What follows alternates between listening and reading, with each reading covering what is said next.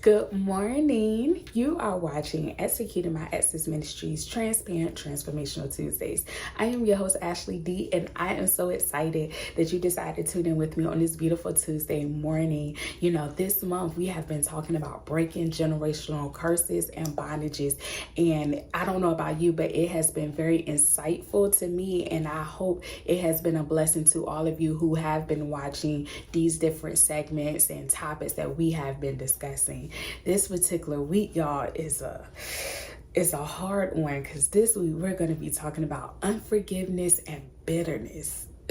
Listen, I am one person who have been in those places and spaces. So listen, I'm ready to share what the Lord has shared with me and challenge me on, even for this particular Tuesday. It's Transparent Transformational Tuesday, and I have no problem being transparent about what I struggle with because I know that God cannot fix and change who I pretend to be. So I have to be transparent, and so I hope you decide to do the same. So today I want to talk about bitterness. Now, bitterness is defined as anger and disappointment at being treated unfairly. Again, bitterness is defined as anger and disappointment at being treated unfairly, which also correlates with resentment and envy. So, since it's Tuesday, I gotta be transparent. This is something that I still struggle with on a daily basis. If you know me, you know, I am that friend, I am that family member that when I say I love you, I mean it. And I'm going to show it in every way possible. So I don't care if you have an event, you have issues that you got going on in your life. You know, if I'm made aware of it, I'm going to show up. I'm going to show you that I love you, I care, I support you. I'm going to be there for you. I'm going to be your number one cheerleader. One thing I'm not going to do is be envious of you and all of the things that you have accomplished because I know what it took for you to get there. And so I'm going to be supportive. I'm going to push you forward, and I'm going to be that friend and that family member that supports you, love on you, tell you how much I love you, and I am going to just be there for you. So I have tapped into some bitterness at different points of my life when I felt like that love wasn't reciprocated. And don't get me wrong, we all have issues that arise and circumstances that come up where we can't show up for each other, because there have been moments at times where I have been unable to show up for somebody, and it was literally due to a circumstance or work or something that came up like at last minute. But I always try to make sure I communicate. I always try to, still show love and say, hey, I know I didn't make it to this, but I'm gonna take you out this weekend. I'm gonna do something special with you because I value relationships. I value friendships that I build with everyone. So if I say I love you and I'm gonna be there, I'm gonna be there. So when I began to tap into some bitterness when people didn't view my presence in their lives like I viewed their presence in my life. It wasn't a strong level of importance. So sometimes I would get a little bitter. I would get a little angry. I get a little disappointed when I feel like I'm not treated fairly, because I really do value those relationships. And so one of the things that I learned while studying this is that sometimes bitterness can cause unresolved anger.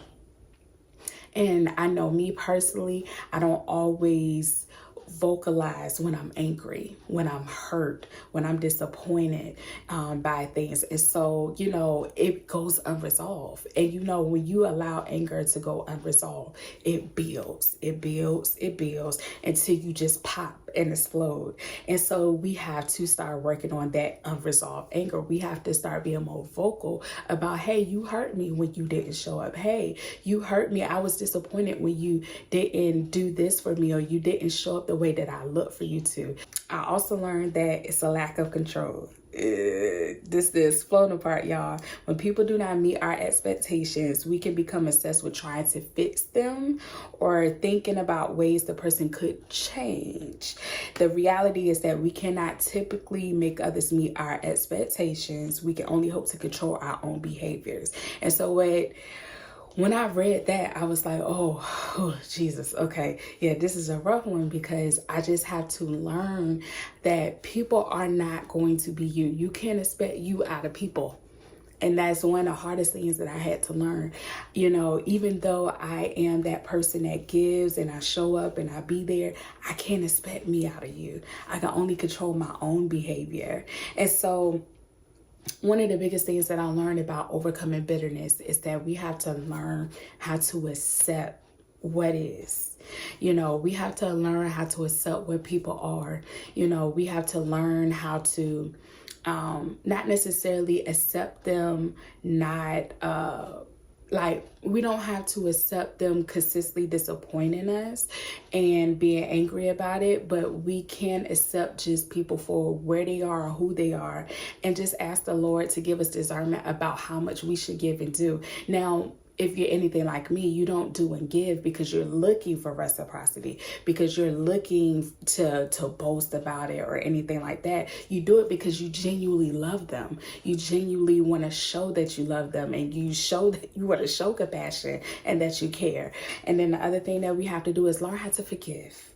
Ask God to help you to forgive. You know, we're going to be talking about unforgiveness this week anyway, but ask God to help you to forgive, you know, why you're upset with them, you know, why you're disappointed, why you feel so much anger towards them. Ask God, because listen, we need to ask for forgiveness, you know, because God continually forgives us for all of the crap that we do day in and day out. So we have to extend that same grace, that same compassion towards them. So ask God to teach you how to forgive them so you can move past the bitterness. And so, you know, there's so much more I can say to this, because it is something that I personally deal with, you know, that I have to continue to ask God, I don't want to be bitter. And the reason why I believe it's a generational curse is because I didn't realize, you know, where I got this bitterness from until I had some family feuds. Until I came into some matters with my family. And when you sit around, you don't realize how much you pick up until you sit around and listen to your family. You get into spits, spats, arguments, you know, different things like that. You really don't realize where that bitterness comes from until you really sit around your family. There were some things that I found out last week that had happened in my family in the past that I never knew about. And I realized that I do it in my life. And I was like, oh no, I need to break that, because I don't want to send that later on down the road into the generations behind me. So today, I want to encourage you that we have to continue to break the generational curse when it comes down to bitterness and unforgiveness. You know, we can't allow, you know, our anger to be unresolved. We cannot allow, you know, the inability to grieve and lose control as well. We have to deal with it. We have to accept where people are, and we have to be able to ask God to give a discerning heart and a discerning spirit on how to help, you know, deal with people and handle people, as well as how to forgive them and just truly accept where they are. People are going to be who they want to be. They're going to do what they want to do. You can't control nobody's behavior but your own. So today, I want to encourage you that we have to start breaking that generational curse when it comes down to bitterness, because little do you know, some things that we have taken on, the personas and the attitudes we have taken on, is deeply rooted. And I learned from sitting amongst my family and in family feuds that there is a lot of bitterness of things, people feeling like they're angry and disappointed at being treated unfairly. And there was so much of that in the previous years and the generations before that we may not even have learned about until later on down the road. So today, I want to encourage you to deal with the generational curse of bitterness so we can overcome it and so we can break it for the generations behind us to not deal with in the future. So I hope something was said to encourage you on this beautiful Tuesday morning. Thank you so much for tuning in to Executing My Essence Ministries Transparent Transformational Tuesdays. I am your host, Ashley D, and I hope you have a beautiful and wonderful day. God bless you.